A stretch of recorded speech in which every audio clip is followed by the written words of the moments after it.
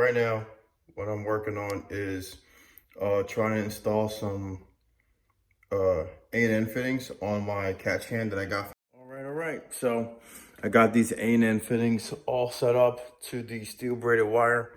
I've also got the catch can mocked up so that when I finish getting some of the additional fittings, should be good to go.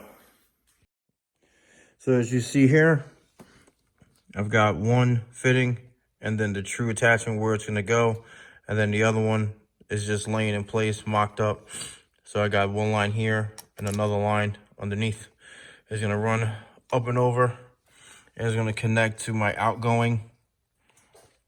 This is gonna be my outgoing where it comes back. It's gonna hook and come back in using my U-shaped hook. So that's gonna go right there. That's gonna hook around. That's gonna be a U-shape.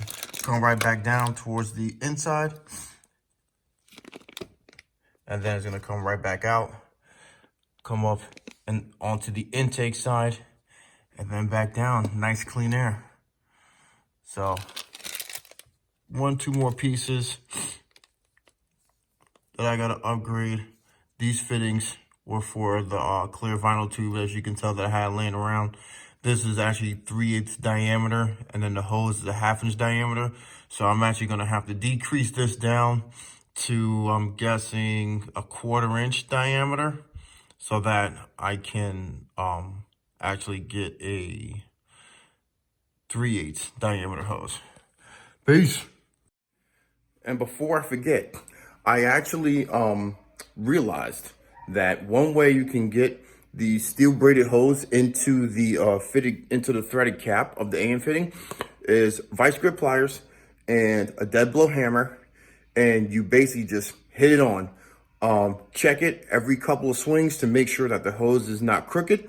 If it is, do a few turns by hand, straighten it out, continue with the hammer. That's it. This time, that's really it.